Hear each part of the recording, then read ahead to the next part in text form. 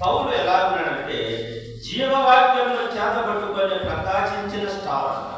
ఆయనకి ఏం పేరు పెట్టినాము? మొదట యోహానికి ఏం పెట్టినాము? బాప్తిస్మం ఇచ్చే యోహానికి ఏం పేరు పెట్టాము? మండుచూ ప్రకాశించిన స్టార్. ఆయన ఈయనని జీవవాక్యమును చేతపట్టుకొని ప్రకాశించిన స్టార్. అపోస్తలుడైన పౌలు అనేక పత్రికలు రాశాడు. కొత్త నిబంధనలో 27 పుస్తకాలు ఉంటే వాటిల్లో 14 ఆయన రాశాడు. 27 14 ఆయన అంటే అర్థం పైన ఒకటి ఎక్కువ. అవునా కదా? 27 అంటే 13 అంటే 26 కానీ 14 రాశాడు పత్రిక. అంటే ఒక పత్రిక డౌట్ కొంతమంది లూకా రాశారు, అది అపోస్తలుల కార్యాలని కొంతమంది చెప్తారు. కానీ బైబిల్లో మాత్రం పైన హెడ్లైన్లో మాత్రం ఏముంటుంది? అపోస్తలుడైన పౌలు అని రాశారు. ఏదేమైనా ఆయన అర్థము పత్రికలు ఆయన రాశారు. జీవవాక్యాన్ని చేతపట్టుకున్నాడు ఆయన చూడండి. బాప్తిస్మం ఇచ్చే యోహాను ఆనాడు యూదులకు యేసు ప్రభువును పరిచయం చేశాడు. అందుకే ప్రభు అతనిని నియమించుకున్నాడు. ఏలియా వంటి గొప్ప ప్రవక్తగా దేవుని వాక్యాన్ని ప్రకటించాడు. ఎవరు?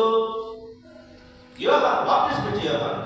అదేవిధంగా వారు చీకటిలోని వెలుగులోనికి, సాతాను అధికారం నుండి దేవుని వైపుకు తిరిగి ఆయన యందు విశ్వాసం ఉంచిన చేత పాప క్షమాపణ పరిశుద్ధపరచబడిన వారిలో స్వాస్యము పొందినట్లు అన్ని జనులు కన్నులు తెరచుటకై పౌలును ఏర్పాటు చేస్తున్నాడు దేవుడు.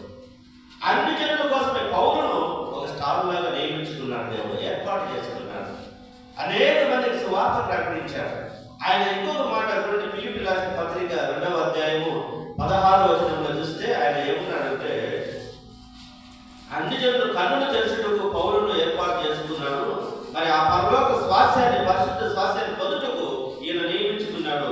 ఫిలిప్పీయులకు రాసిన పత్రిక 2వ అధ్యాయం 16వ వచనం చూస్తే, అట్లు జనము మధ్యను మీరు జీవవాక్యమును చేతపట్టుకొని లోకమందు జ్యోతుల వలె కనబడుచున్నారు. అందువల్ల నేను వ్యర్థముగా పరిగెత్తలేదు. నేను పడిన కష్టము ఆయన ఏం కష్టాలు పడినాడు? అనేక మంది దెబ్బలు తిన్నాడు. ఒక దగ్గర కొట్టి చనిపోయాడని వదిలేసి వస్తే మళ్ళా బ్రతికి వచ్చినాడు. శరసాలను వేశారు, ఓడ పగిలిపోయింది, వ్యర్థంతో కొట్టబడినాడు, రాళ్ళచేత కొట్టబడినాడు, తిండి లేకున్నాడు, వస్త్రాలు లేకున్నాడు, జాగారం అంటే ఆహారం లేక భక్తులు ఉన్నాడు. ఇన్ని కష్టాలు అనిపించినాడు ప్రభువు కోసం. దమస్కులో యేసుక్రీస్తు ప్రభువు చేత పట్టబడిన తర్వాత మరి శిష్యులతో కలుసుకున్నాడు. అరేబియాకు వెళ్ళి 13 సంవత్సరాలు అక్కడ సేవ చేసినాడు. 3 సార్లు ఆయన సువార్త దండయాత్ర చేసినాడు. సువార్త ప్రకటించుకుంటూ అనేక వేల కిలోమీటర్లు ఆయన ప్రయాణం చేసి 3 సార్లు ఆయన సువార్త ప్రకటించాడు.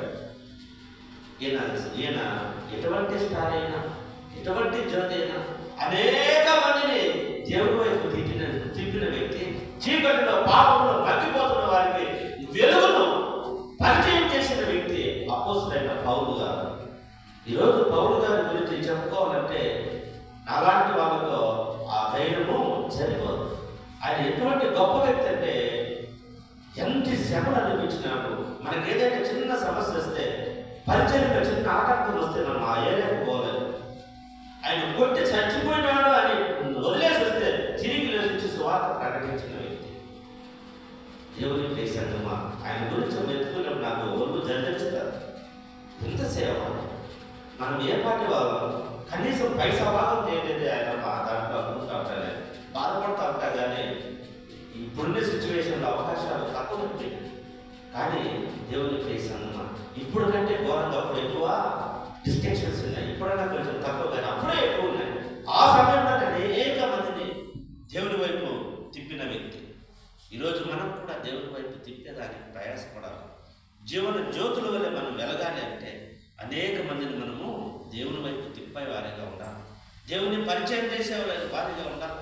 ఆ వెలుగును పరిచయం చేసే ఉండాలి. ఆ వెలుగును పరిచయం చేయాలంటే మొదట మనం వెలిగించుకోవాలి, మన ఆత్మదీపాన్ని వెలిగించుకోవాలి. మనం ఎప్పుడైతే వెలిగించబడతామో ఇతరులను వెలిగిస్తాము. ఇంకా ఆయన చూస్తే మరి అపోస్తలుల కార్యం 26వ అధ్యాయం 18 చూస్తే నీకు హాని కలగకుండా కాపాడడానికి నేను ఉన్నానంటాడు దేవుడు. అయ్యా నీకు ఏ హాని జరగదు, నువ్వు వెళ్ళు, నేనున్నానని మరి దేవుడు అక్కడ మనకు ఆ వాక్యంలో మనము చూడగలము. చూడండి, ఇంకా ఒక మాట ఉన్నది చివరిగా రోమా చక్రవర్తి చదువు అపోస్తలుల కార్యములు 26:18 పెద్ద వచనం అదే.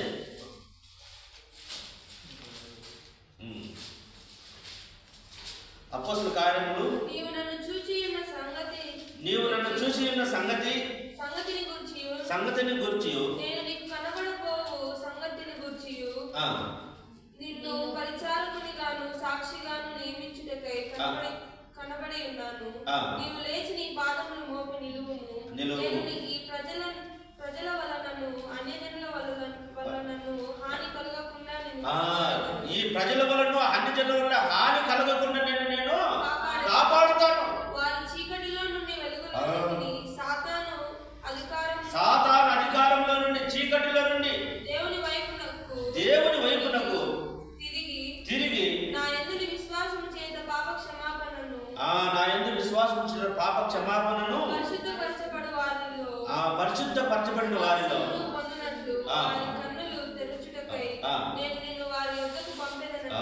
ఎట్లా చూడండి, ఎంత దేవుడు వారిని కన్నులు తెచ్చడానికి, చీకట్లో ఉన్న వారికి, మరణఛాయలో ఉన్న వారికి వెలుగును ప్రకాశింపజేయడానికి, వారిని వెలుగు వైపు నడిపించడానికి నేను ఎన్నుకుంటాను.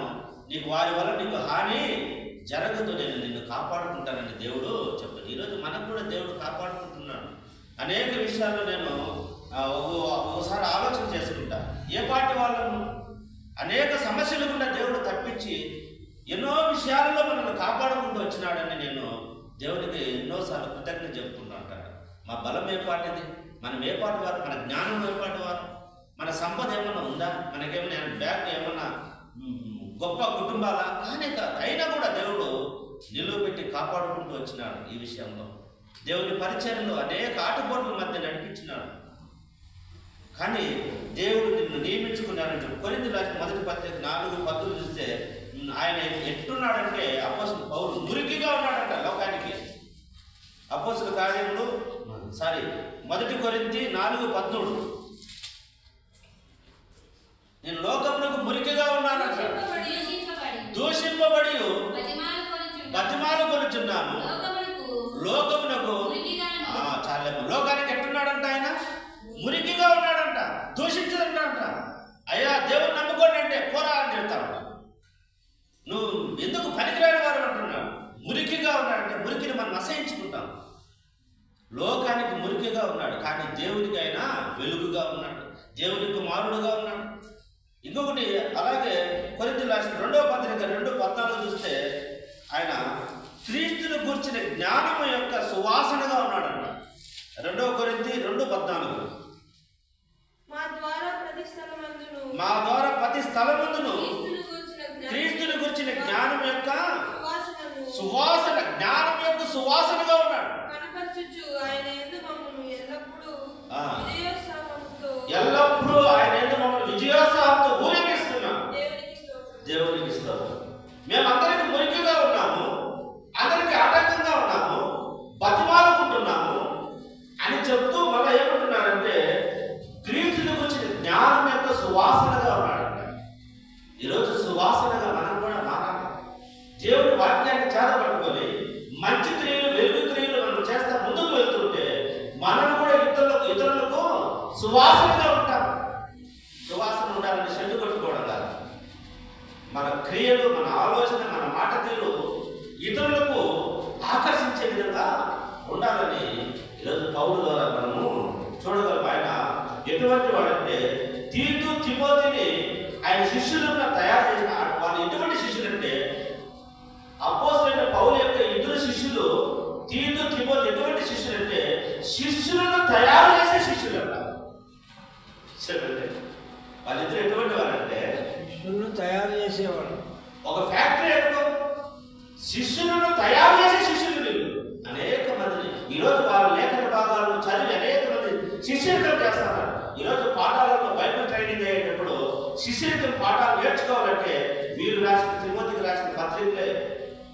పౌలు పత్రికలతోనే మనము శిష్యులకి ఎలా ఉంటుందో మనం నేర్చుకుంటా ఉంటాం. దేవుని ప్రియ సంఘం అటువంటి వారిని తయారు చేసినాడు.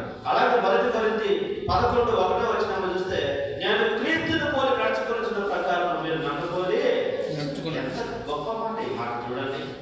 ఎవరైనా ధైర్యం ఉంది ఆ మాట చెప్పడానికి?